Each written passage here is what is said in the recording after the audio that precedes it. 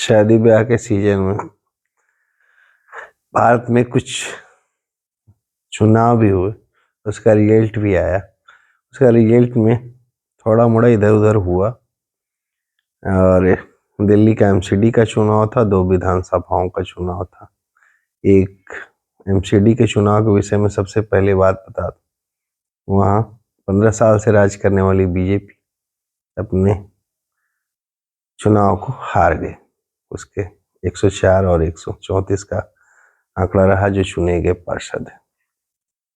मेरे हिसाब से वहाँ बीजेपी को चुनाव हारना सही रहा, क्योंकि लोकल स्तर पर पार्षद अपना काम सही से नहीं कर रहे थे, इसीलिए इतने दिनों से विधानसभा में बीजेपी का परफॉर्मेंस ठीक नहीं हो रहा था। और बीजेपी कभी भी कितना प्रयास करते हुए, वोट कांस्टेंट रहते हुए भी कुछ वोटों से हमेशा मार्जिन से हार जाती थी, इसलिए वहाँ होना बहुत जरूरी था।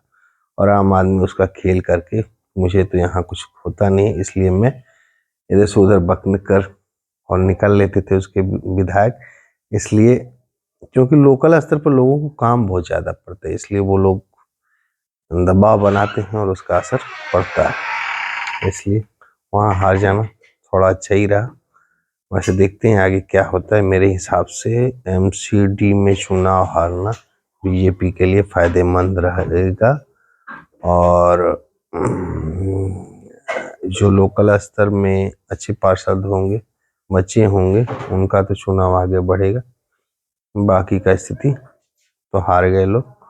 कम से कम मेयर का जो बोझ है वो विधायकों पर नहीं पड़ेगा, इसलिए वहाँ तो हार जाना मेरे हिसाब से थोड़ा ठीक रहा, क्योंकि इतने दिनों से रहने से बाद थोड़ा असर तो पड़ता है। आम आदमी पार्टी वैसे ही खेल करते रहते, अरविंद केजरीवाल इधर से उधर बोलते रहते हैं। याद रखिएगा, दिल्ली की जनता ने उनको मुख्यमंत्री जरूर चुना है, मगर उनके पास कोई विभाग नहीं है जो दिल्ली की सेवा कर सके। वो रिमोट कंट्रोल की तरह सरकार चलाते हैं और हम आम आदमी कहलाते हैं।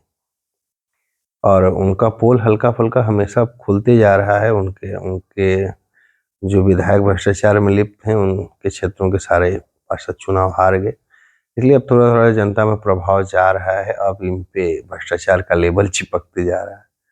और दूसरा चुनाव हुआ हिमाचल प्रदेश में, जिसमें कांग्रेस ने अच्छा प्रदर्शन किया, कांग्रेस जीती है।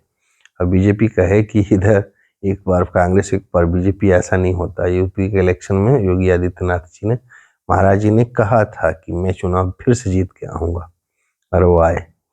इसलिए ऐसा कहना बेकार बेकार की बात है। वहाँ हार है और हार हुई है, मान के चलना चाहिए, क्योंकि वहाँ अनुराग ठाकुर और जेपी नड्डा जी सब लोग हैं। फिर उसके बाद भी बीजेपी चुनाव हारी है, ये बचाव करने की मुद्रा में नहीं रहना चाहिए। वहाँ जो कमियां हैं उसको दूर करनी चाहिए।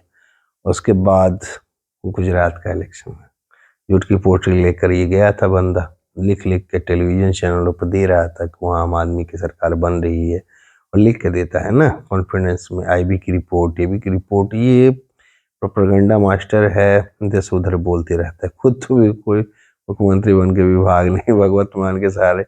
और पंजाब में उनका एक नेता था, इसलिए थोड़ा सा चुनाव वो निकल गया, ठीक ही ठाक निकला हुआ है। फिर भी उसमें प्रॉब्लम मेरे हिसाब से आगे आएगा, और वो बहुत बड़ा प्रॉब्लम होगा। वो सरकार उथल पुथल मचा रहेगा वहाँ का शासन। और इसके बाद गुजरात में तो वहाँ मोदी जी के छवि नहीं, पूरी छवि ऐसी है कि उसके सामने ये आदमी टिक नहीं पाया और निकल लिया। और पोर्टफोलियो तो ये वैसे भी कुछ लेता नहीं है, इधर से उधर खाली बना के अपना चेहरा और झूठ के सहारे ही अपना काम चला रहा है। झूठ तो ऐसे बोलता है जैसे कुछ नहीं। आईबी की रिपोर्ट इसको कागज पे लिख के जितने चैनलों को दिया उसको पढ़ लेना चाहिए। वैसे भी कसम खाता रहता है, बदलता रहता है। वहाँ का चुनाव तो लगभग कांग्रेस के लिए थोड़ा सा बहुत ज़्यादा झटका का बात रहा। कांग्रेस को फिर से प्रयास करना चाहिए।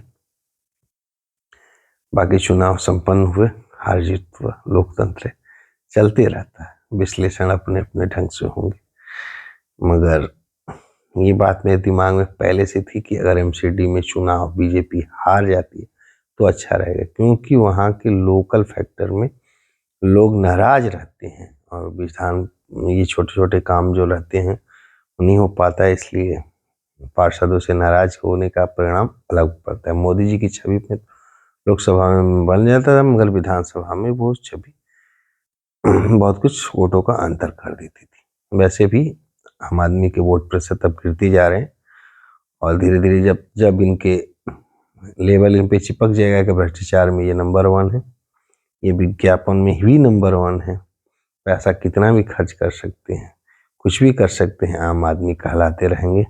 बस ये याद रखिए, वेशभूषा से इनको सब कुछ मिल रहा है, और इनके पास कोई योग्यता नहीं है। जिनको उप मुख्यमंत्री बना के भेजे हैं, उनकी बात अगर आप सुन लेंगे न, सिर्फ बिना सिर पैर के बोलते रहते हैं, और कहाँ बोलते हैं क्या बोलते हैं वो तो वही जाने। और एक जो मंत्री जी को इन्होंने भारत रत्न का दिमाग में बैठा के बैठे थे, केजरीवाल जी, वो तिहाड़ जेल में वीडियो लीक करके बैठे हुए हैं। इसलिए इन लोगों का तो ऐसे ही चलते रहेगा, थोड़ा मजा भी रहता है, अच्छा भी लगता है।